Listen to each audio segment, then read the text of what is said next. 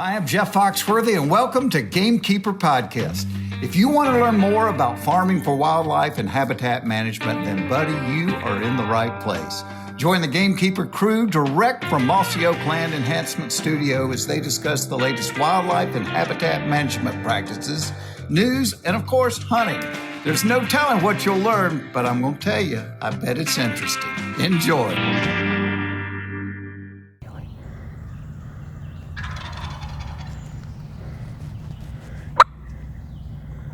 Kill him right there. You better kill him.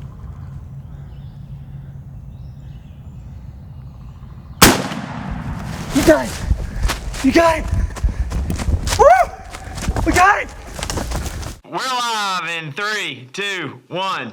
All right, everybody, welcome to West Point, Mississippi for this exciting breaking news podcast. That's right, special edition. It is. That's pretty good, Dudley. Pretty good, Dudley. Well, there's some really positive vibes in the room. And the world seems imbalanced. It does. So all the Hayes boys are down here at this end. Everybody's got a big smile. Neil, I think, killed a turkey this morning. I'm not positive about that. Shocker. Yeah. So, did you shoot it out from under somebody? I didn't, but... Wait a minute. Whoa, wait a minute. I mean, not literally, but figuratively, yes, he did shoot it out. Me, Vandy, and Daniel, all three pretty much kind of can say they shot it out from under us, but that's okay. Yeah, that hurts, doesn't it? We don't get mad. We get even. I told him 3 days ago, hey, there's a turkey here. He did. Didn't go there, and then, yeah. You went there. I know it's genuine. But the other morning we were going to go to Macon with Jess. And Neil said, you need to go hunt this turkey. The neighbor said he's gobbling. And then he said, why don't you just come with me and Jess? So I went and hunted with him and Jess, and then Neil killed him the next I morning. will say this. He is being a little bit hypocritical. Yesterday... He being toxic. Being toxic. Yesterday, I told him about that turkey, and he said, you better go kill him tomorrow because the neighbor's going to kill him. Okay, I went in there this morning at 6:03. I killed him. There you go. So There he was. It was fair and square. I didn't think he never listens to anything I say. I figured it wouldn't go anywhere. yeah, of course. All right, well, the breaking news. Yeah, Everybody who's listening already knows because, whatever, Papa killed a turkey. Yeah. Yes. So I think the wild turkey world just applauded last week when the photo broke on No social question media. about it. And so, Toxie, how many years in a row is it now? 75? Yeah. I think, it's actually, so you do the math, in 1944, he killed his first one. So from that date, it's been 78 years. But we take out the 3 years of his life, he was flat on his back with tuberculosis and couldn't even go. I don't think many people know that. Yeah. No, He it's literally, not a consecutive streak, but it's 75 seasons he's turkey hunted, and he shot a turkey in 75. Yes. that's right. That's- So It's kind of irrelevant. honestly, I would have plus his line was said, I've back. always said 78 years. You know, he's been hunting 78 years or whatever, but they were trying to keep it dead accurate. And truthfully, he wasn't supposed to be here at all. It killed almost everybody, as we know, back in those days. He was flat on his back for 24 straight months. Kept him out of the Korean War. Yeah. Probably saved him, who knows. And then he got out, thought he was better, and then he relapsed, and they thought for sure he was gone then. They took out 2/3 of one of his lungs. He's only got 1/3 of one lung. And they gave him an experimental drug, just trying stuff. And quick story on that is it didn't turn out being the drug that would cure it or, that saved people from it. So he was lucky that happened. But what they found out is that at a normal rate that people took, it would make you sterile. He had 100 times the normal rate that was necessary. So before they even got married, they had to tell my mom that he wasn't ever going to be able to have kids. And she was always said, well, just to prove how much I love your dad, I married him anyway. And all I ever want to do in life is have kids. So the cool part is, like, 9 months and 8 days after they got married, my sister was born. So miracles happen, right then, miracles happen. Yeah, this whole story is full of miracles. Yeah, it's doubt a it. cool thing. Yeah, well, I mean... So, 75 years in a row that he's hunted, he's killed a turkey. That's right. That's pretty amazing. Yeah, and none of that, takes place and Mossy Oak doesn't exist. Like, none of this exists. That's right. That's So, right. That's, going back to the tuberculosis and staying out of the war and then meeting my grandmother because of that, all that. We wouldn't be here. Yeah, he wouldn't wouldn't be be sitting here. None of and us be sitting doing here. this, yes. Yeah, he wouldn't have even met her like that because he was actually, when he graduated college finally, he was like 26 because it happened when he was in school and he had to go back and finish. So, and he went to school early. He graduated as a junior in high school. So that tells you how long he was out. He didn't actually graduate till he was 26. But because of that, my mom's like 4 years younger. It all led to that. In fact, she had scarlet fever, and they thought she was dead at one time when she was like 3 years old. So it's a miracle. She's a boy. She was Miss Mississippi State at one time, wasn't she? I mean, she what a was special head lady. cheerleader. Yeah, she was. How about that? What? So look, I think everybody would love to hear the story of that morning from the time y'all picked him up to if y'all could tell that story. I'll kick it off because it kind of started on Monday. We killed the turkey on Thursday, but on Monday, I saw two longbeards in a place where I've never seen longbeards before, but it's a place that Papa owns and a place that he loves. And so I took a video of them and sent them to Dad. I was like, I mean, you kidding me? I hadn't seen a turkey in, ever. And seen turkeys on the property, but never on this part of the property. But anyway, the next day, Tuesday morning, I got up to listen, and sure enough, I heard him gobbling. And so it was too cold that next morning. We would have taken him that Tuesday morning, but it was too cold. It was too cold Wednesday morning. They're back there gobbling, so we took him Thursday morning, and sure enough, they were right back in the exact same spot. So, yeah. It was a miracle. It really was. At 92, 93 years old. 92 this August. When y'all take him, is there a lot of electric cart getting as close as you can, and then what happens? 100%. There's a lot of us not going after turkeys on any property. We don't hunt around the cabin. There's a lot of, because you have to be hunting in a spot where you can easily get up to a tree that you're going to hunt from. Right. And if there's a turkey gobbling, the past 5-6 years, if there's a turkey gobbling at a spot that's easy to get to, we just don't hunt it because that's one of Pawpaw's turkeys. Yeah, and you gotta. So you think about this. We gotta get the cart within arguably 10 yards of where we're going to sit him, and it takes two, which is great for them. They've got stronger backs than me, and stronger everything, quite frankly, and they can help one on each side get him to a tree and get him sitting down, and it's going to take more than that to get him back up again. So it takes quite the procession to do it, and so then you've got to do that and not make a bunch of noise, and not be seen. Can't be obviously wide open. Can't get close to one on the roost at all. Any of that kind of stuff. So there's a couple of places where we've got spots. I've even been to one of them and taken my lawnmower before the season, picked up all the sticks and mowed all the leaves out of the way so we could get the cart to the blind in the black dark. And there's enough cover.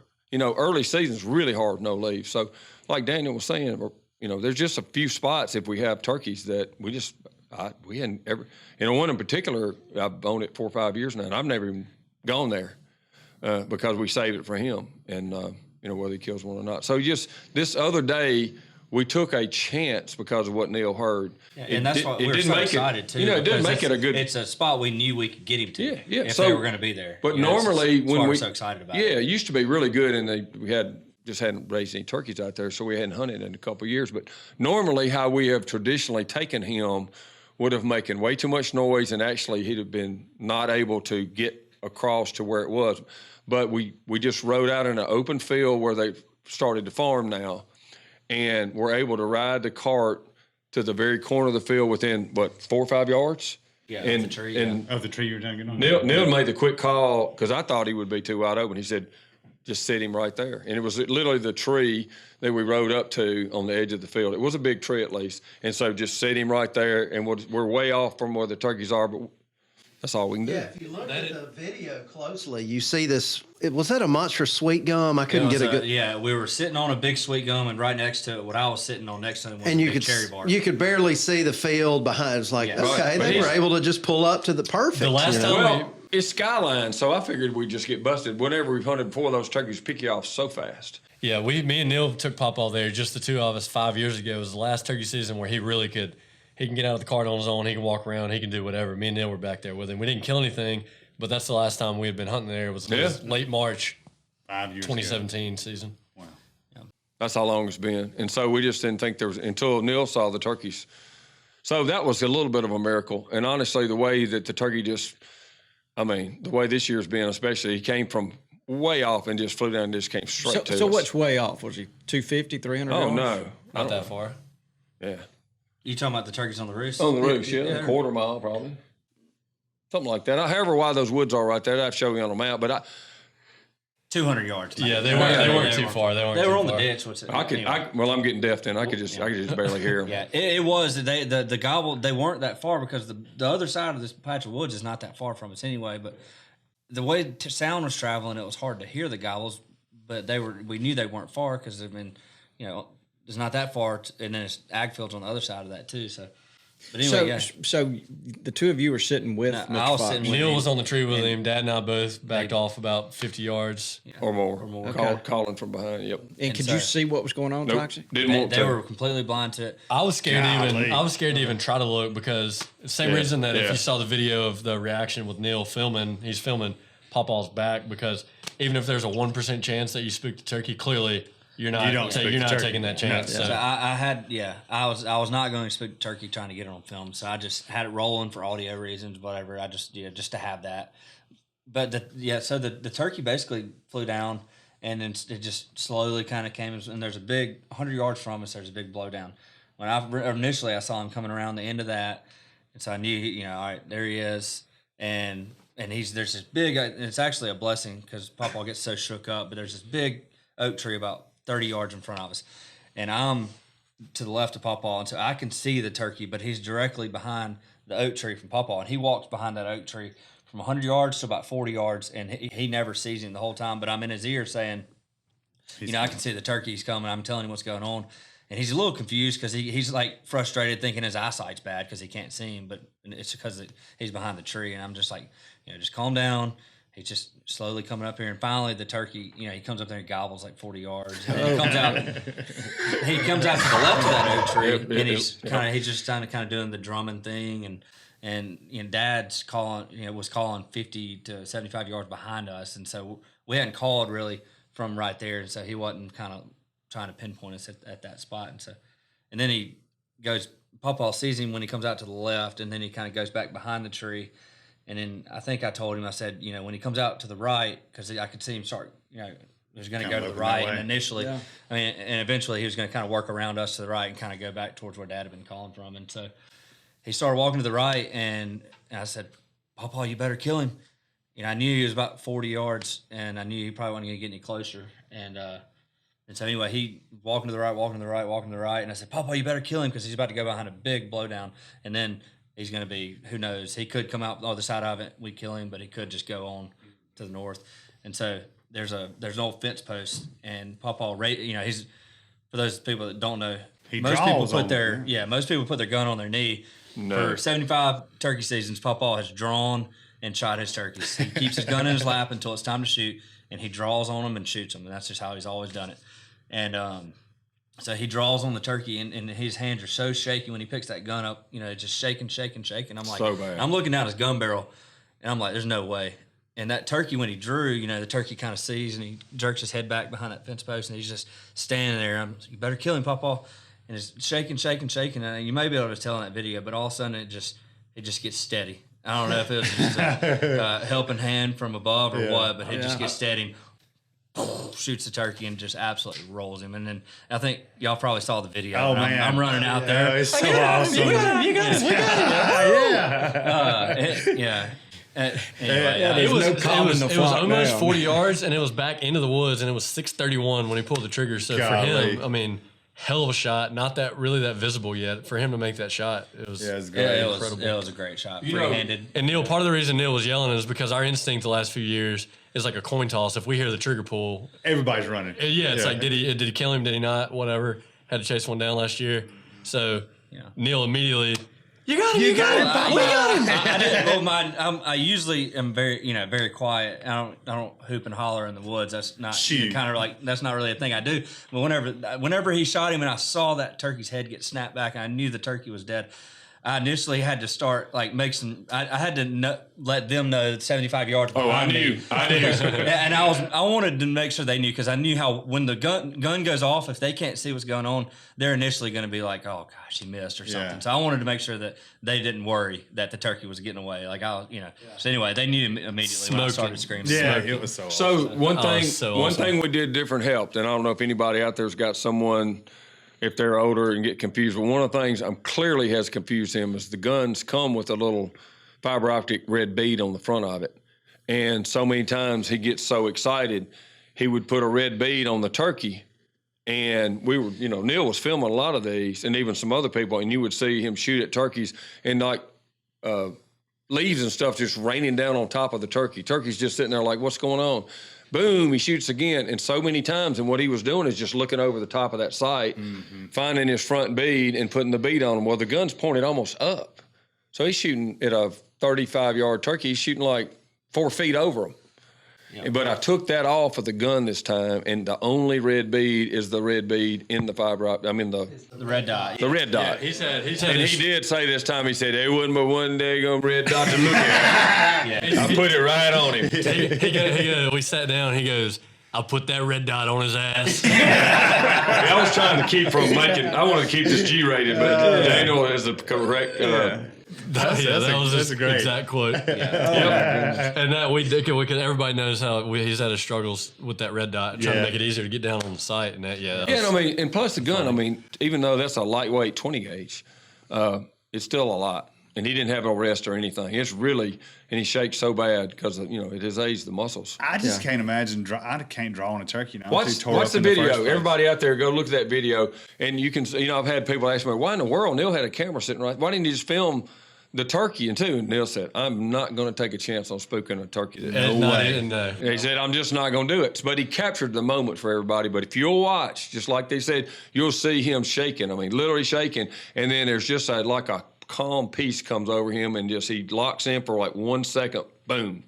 And then dead still. Watch it. You see it. The Chris Hawley, David Hawley, their grandfather, Bud Nixon, at 96 years old, passed away the night before that hunt. That's one of Pawpaw's oldest friends. He is his oldest friend. Best buddies, and it's one of probably Pawpaw's last living buddy, especially hunting buddies and stuff. So he passes away that night, and then you got to think something. I don't know. There's a little bit I was telling you, steadiness in his hands, and or send us a turkey our way. That's just. No, I woke up that morning and looked at my phone to get ready to go and take them, with them, take him. And I saw where Chris had texted me at like 11:30 that night that Uncle Bud passed away. And so, he literally was my second dad. He was Daddy's best friend. They had a couple of best friends. They had the camps together on the river. We did everything all their life. Dave and Uncle Bud and Aunt Eileen, put a room, cleaned out a room in their house, put a bed in it, called it Toxie's room. I wrote a little memoir about him, and the next day, I was just so somber, but I was so grateful to have just been in his presence and learned from him. He was such a mentor, but when I was a teenager, he was like my best friend.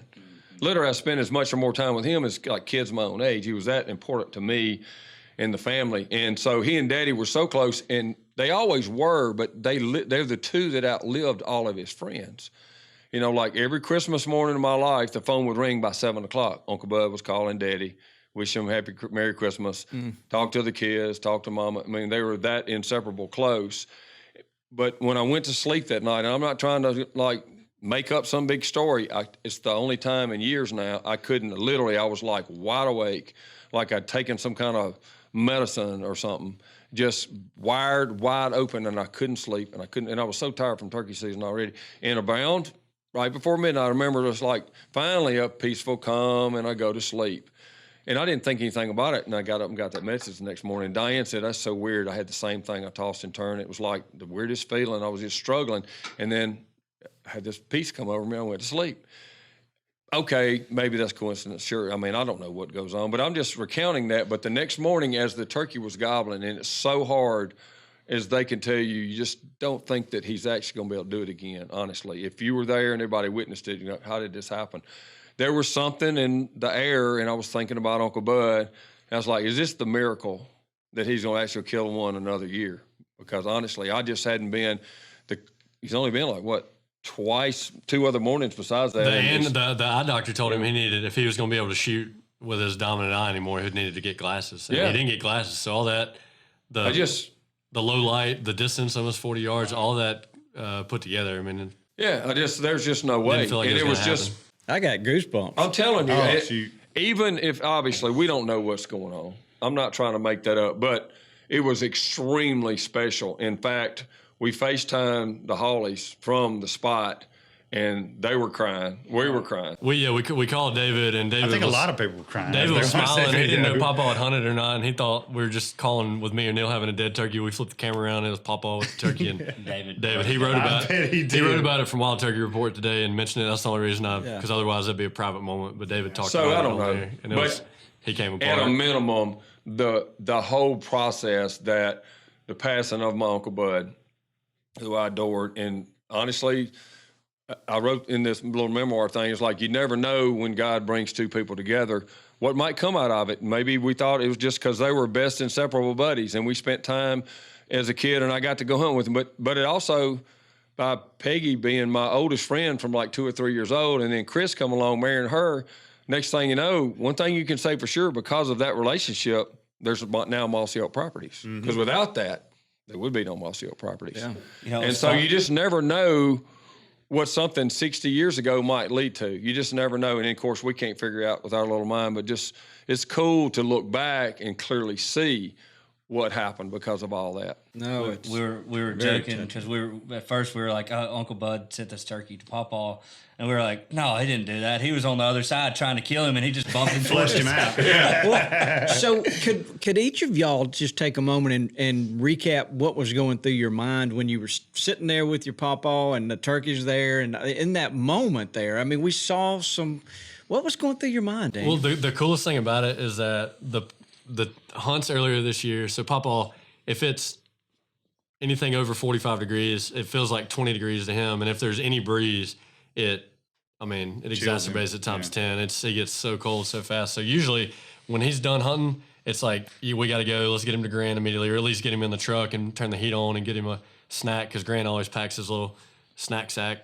He had like 5 different Ziploc bags full. It was a buffet in his little sugar sack. But anyway, we're used to his hunts. When it's time to go, it's time to go. We don't get to hang around and savor anything. We sat on that tree for 2.5 hours after he pulled the trigger. It was incredible. We just sat there soaking it in. I mean, and Pawpaw was just as comfortable as can be. Me and Neil, there's a Indian mound close to where it was, and we were walking around looking for arrowheads. I mean, Found a couple. Yeah, found a couple. We just Ringer. we didn't want it to end to the point where, I mean, I thought about sleeping out there after we got Pawpaw finally. After 2.5 hours, we got him back to Grand. Me and Neil got a couple beers and went back out there with no gun or anything, just sat on the tree, drinking beers and talking about Pawpaw and thinking about the hunt. And I mean, it was very hard to leave and go get any productive work done that day, because I just wanted to stay in the woods. I actually went back and the fence post, the old wooden fence post, just kind of does like this, and the one that the turkey was standing behind where he was when he pulled his head back and he shot him.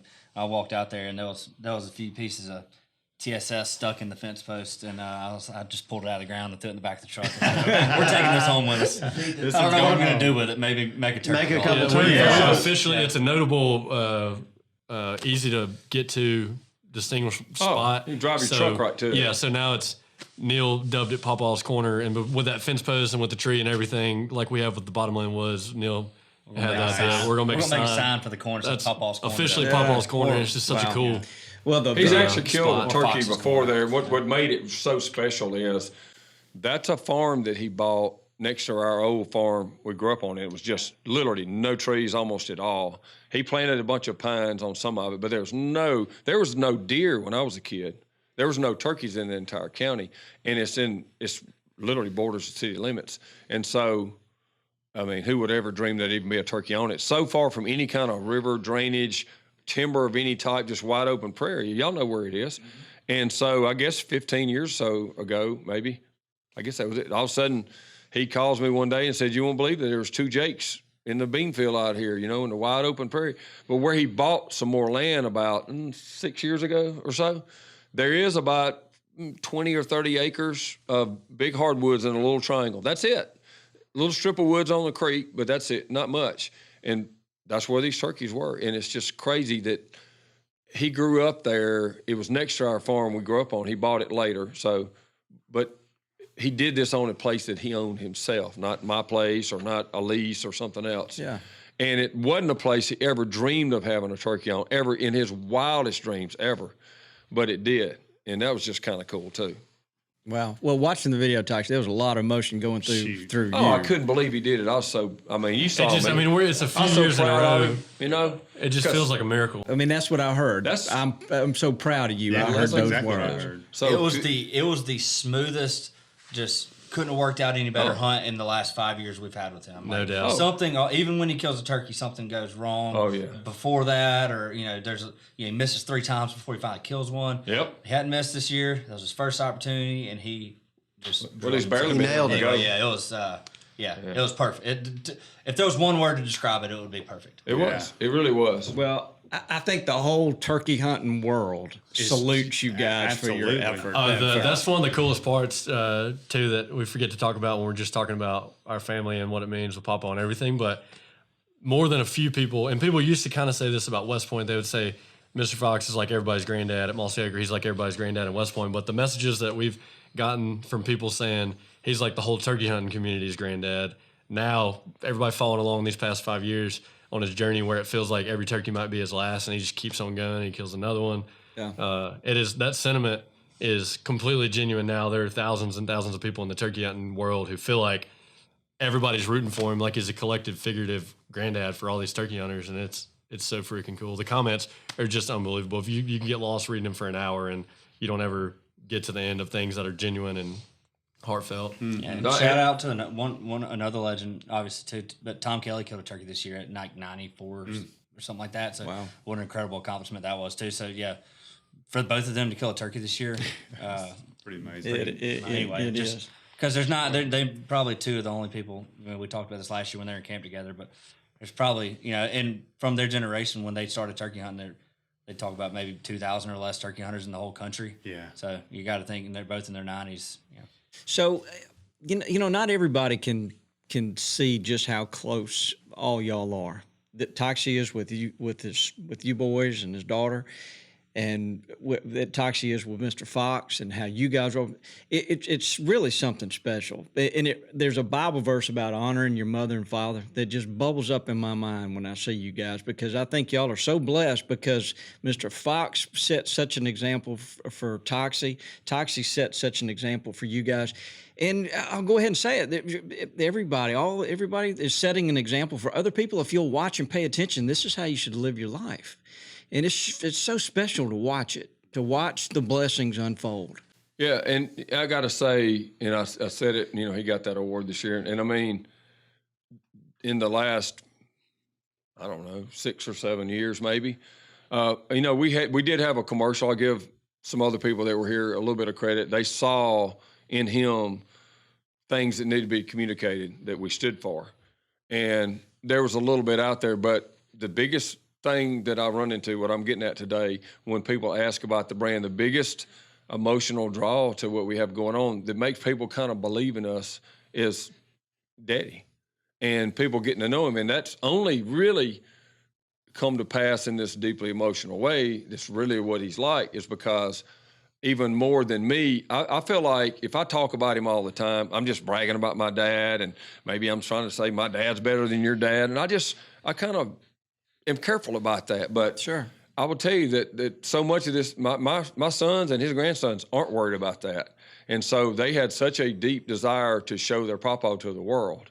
That's what caused all this. And so that's a huge sense of pride for me. But I will also say on top of that, that I know the real story about him better than anybody, better than them, and almost as good or better than my mom. I know all of it. And the most looked up to he is by anybody out there is deserving, because he really is the purest soul I have ever known. And I know it's my dad, and I know I'm biased, and I'll probably get choked up telling y'all, but I've known him inside and out, and he raised me, iron fist, pat on the back, everything in between. He is the purest soul you will ever know. And so all of those people, I just want you to know, it is worth cheering for him and believing in him. Because, I mean, if we can I can even get a fraction of what he stands for out of what we do, then we've done good. Yeah. And I mean that. I really, really mean that. Yeah, we know you do. No doubt. This is a fantastic story. I'm glad y'all came in here to tell it. He is the man. I went by yesterday and showed him and Gran Neil's video, and pulled it up on the TV, played it on YouTube, and they both had the biggest smiles on their face. Gran was laughing, and Papa was just smiling for 2 minutes straight. And then we watched it again. He was having a freaking ball watching it on TV. He does. I It's saw him funny. this morning. I took my 1-year-old son, little Toxie, over there, and my turkey I shot this morning, and sat on his back patio and told him a good turkey hunting story, and he held little Toxie, in his lap, and man, it was just a really cool thing for me to be able to, for him, my son who's 90 years separated between him and my granddad, and sit there and with a turkey laying there. Yeah, and four generations right there. Yeah. Tell a turkey That's hunting awesome. story to him, yeah. And if the little Toxie wants to hunt, he'll be a 5th-generation turkey hunter. So He pointed out the wall when I was anyway. Yeah. He pointed Did you out the get a wall when I picture? was over there and said, if that turkey hadn't spoiled yet, I think I want to mount his fan right there. There we go. We got to get that done. Let's do that. he's frozen. He's now frozen. Don't worry about it. All right. He's in a good spot. I don't know how to move on from here. Thank y'all for telling the story, but can we take just a moment here, and Daniel, maybe get an update on the stamp? How's that doing? Stamp's been awesome. That's certainly something Papa's proud of. We've raised over $50,000 now, and we're still going to be selling the stamps until at least the end of the first week of June, when the last season ends in Maine. And if anybody's still listening out there who you work for a company that does charitable giving or whatever, and you want to point a little bit of that in the direction of wild turkey conservation, we've only had one big purchase of somebody bought $5,000 worth of stamps, but we would really love, I don't know if we're going to get there, it's too ambitious, but if we get to the $100,000 mark for the turkey fund, if anybody out there has a company and you want to buy, 100 stamps or 500 stamps or 1,000, whatever, if you want to buy a big batch of stamps, we'd be incredibly grateful for that. And it would help us, all that money, like we said, every cent from every stamp is going toward wild turkey conservation. We're not keeping anything. We're not whatever. So anybody out there who wants to purchase a big batch of stamps, We'll do that. We'll bring them. We don't have any extra reward for you, but if you want to come, Bobby said he would Yeah, and another great idea, and what I'm doing is when the season's over this year, I was going to buy one for every turkey that I kill. I just felt like a way to give back per turkey, and it's not that many, but it's just, I was just kind of waiting until the end. So Is that everyone you anybody that killed hadn't or bought one seen yet, die? if they wanted to do so, wait to the end of their season. A lot of people's seasons hadn't even started yet. Yeah. But if especially people up north, that's a really cool way to just do one for every turkey. Yeah, there's some great ideas there. No doubt about it. But if you're a turkey hunter like me, you may need to buy 3 or 4 stamps for every turkey you kill. Dudley can buy one for every miss, and he'd just get us to the $100,000 Yeah, we made mark real 100,000 quick. between him and Bobby. Leave it to No doubt about Neil. it. Leave it to Neil. Now, so Neil, can you update us on the Mr. Fox vest? Where's it been in the last week? So the traveling Mr. Fox vest prototype, the cat's kind of out of the bag now. We've been kind of keeping it a secret for a while. We've been working on this vest for a year now, and anyway, to start the season, we did this. We have this prototype of the Mr. Fox turkey vest, and we're just kind of passing around. Different people hunting with it every day. I think it's up to about 16 turkey kills now this year. But I'm trying to think the last update, but last week, Dudley, you hunted with it. On the day Mr. Fox? Yeah, on the day that Killed. Pawpaw killed. Yep, Yeah. You had it that day. I guess that week, the day before you had it, Daniel and I took Hunter Farrier from Spring Legion. He wrote a book called Ballad of the Turkey Hunter, and we took him, and he killed a turkey with it, and that was just an incredible hunt, incredible morning, incredible story. Hunter's such a great guy. And then the day before that, Lanny, you killed a turkey with it. It's a dummy line. Yeah, Lanny got a little blood on the Fox finds a nut vest. every now and then. But That's right. guess what? Someone beat him to the punch this year. Bobby was the Bobby first killed- person. Second. Bobby killed the Will first was one. first, wasn't he? Bobby Will killed the Dixon first killed the one. first one. Dixon That's killed right. the That's first right. one, And then Bobby was Bobby, number that's 2. right. Yeah. Well, Yep. And then Yeah. it was electrifying. It was like wearing some kind of superhero cape. Oh, or I'm something. telling you. And then You and got to then- get it done in that thing. And then this week, which is kind of why people started seeing the vest a little more on social media, because yesterday, or 2 days ago, I think it was yesterday, Uncle Bill killed a turkey with Cuz and Harold Knight in Kentucky, and Harold was wearing the vest, and 3 of them were hunting together. And then this morning, Dave Owens killed a turkey with it in Kentucky on some public land up there. And so now people are starting. The cat's kind of Got a few tally marks Yeah. in it, doesn't it? Yeah, That's pretty yeah. awesome. I think we'll be addressing the Mr. Fox vest here pretty soon. Yeah. That's awesome. Officially, anyway. That's Yeah, right. that's really awesome. Well, this has been a lot of fun, guys. Was there anything else we need to cover? Was there anything left unsaid? it goes without saying just how proud we are of. I mean, everybody just jumped up and cheered. Oh, man. When we heard Mac. I mean, what have you got anything to add? You grew up, but Neil kind of introduced you to turkey, so this is kind of special, isn't it? It's very special. I mean, Mr. Fox had an impact on my life. I mean, through his son and his grandsons. I mean, between Daniel and Neil, and I mean, getting involved with turkeys and the outdoors. I mean, that played a big role in my life. And then he ended up working here. Look at that. Yeah. Well, yeah. So we're lucky to have Mac. That's right. By the skin of my teeth. So go ahead, Tyson. Well, just like that's all we talk about these days. But just get sound like a broken record out there. But everybody needs to, of course, you need to live life every day being grateful for all the stuff we have. But we really, really, I don't care how hardcore of a turkey killing machine you are, that's great. We need to have that mind of caring for them and we need to figure out what's going on because we have some serious problems across the country. Yeah. I actually went to New Mexico. I've never been out somewhere like that before. Got serious problems with turkeys out there in the mountains. Turkey, Oklahoma, terrible problems. All across the country in multiple states, there's pockets of good things going on, but by and large, we've got trouble. It's a multiple issues, and we need the help of everybody, and especially our chief researchers and organizations. I mean, there's no left hand, right hand, this versus that, this camo, that camo. I don't care. We're all in this one together, and so please be mindful of anything you can do, anything you find. Like last year, I found one dead on our place, sent it off, had it tested, found out the disease it had. It's actually pretty prevalent right now. But as a gamekeeper, if you've got a spot to take care of it. If it's nest predators or habitat or letting them go this year so you can hatch more, whatever it takes, just know we love this bird so much that we are in a fight right now. And honestly, pulling everybody together will be as big a gift as killing a turkey will ever be. So I just got to get on behind my pulpit and give my sermon a little bit right now.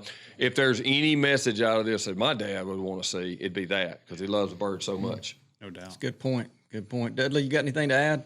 No, I just this whole time I've just been thinking about how much our group as a whole just really respects this bird and the lifestyle around it and the way y'all hunted it. It's just a big deal to all of us. And the way people watch that video over and over and over like I did, I think it just drives that whole point home about how much we respect this bird. I don't think any of us would trade being a turkey hunter for anything on earth. Oh, no. Laney, you got anything to add? Oh, man, Mr. Fox, I've been fortunate to be around him a big part of my life, too. And, the influence it's had and what y'all are saying, it's almost his lifestyle is communicated through this resource and this bird. So it's important to all of us. And to Toxie's point, we have to take responsibility and get out there and do something about it. So let's keep going. Yeah, go ahead now. I was just gonna say I think that's the last thing I'll say is the cool part about people being able to see and us share Pawpaw stories is hopefully it motivates them to be a better gamekeeper as opposed to maybe seeing someone that's not that hasn't spent their entire life conserving wild turkeys. But hearing his story and seeing that, hopefully it motivates people to try to make that their life's work and do that as so when they're at 90 years old they can look back and say, I've hunted turkeys my whole life, but I also gave back just as much or more as I did take the resource. And then with Dr. Lashley, Dr. Lashley has the words. Yeah. You need to be focused. You make one before you take one. That's a great saying. This is the last thing I'll say, but with Pawpaw, it came full circle because for both reasons, like living a hunting lifestyle and the lifestyle of a gamekeeper and the pass it on, raising kids and grandkids that hunt. He 50 years ago, everybody knows by now, but this turkey that he killed, it's full circle because 50 years ago, this turkey almost certainly can trace its lineage back to the turkeys that he reintroduced 50 years ago. 100%. And then no doubt for him about to kill a turkey, that's the offspring of the turkeys that he reintroduced with his son and with two of his grandsons. I mean, everything coming together. I mean, that's the dream right there for being a gamekeeper, being a turkey hunter. Yeah. Wow. Well, I just don't know what to say, but it's about turkeys, but it's about the way y'all treat each other, and there's a lot to be learned. But here. we put him up on a pedestal, but there's so many great stories because it's the best. It's the best of the best in the country. Is people that rally together for stuff outdoors, especially, you know, a grand bird like this. Mm-hmm. And so it may not be grandson, granddad, or whatever. It might be mom, it might be brother, it might be uncle, but there's a lot of similar relationships in the turkey world that just sets it apart from any other sport. Yes, it does. It sure does. All right. Has anybody got anything else they want to add? This one has been very emotional. Awesome. I can That's tell it looking at everybody. So thank y'all for being here. Why don't you say goodbye, Dudley? Goodbye, Dudley. Get us out of here, Mac. Thanks for tuning in to this week's episode of the Gamekeeper Podcast. And be sure to tune in again. Subscribe to Gamekeeper Farming for Wildlife magazine, and don't miss the Mossy Oak Properties Fistful of Dirt podcast with my good buddy, Ronnie Cuz Strickland.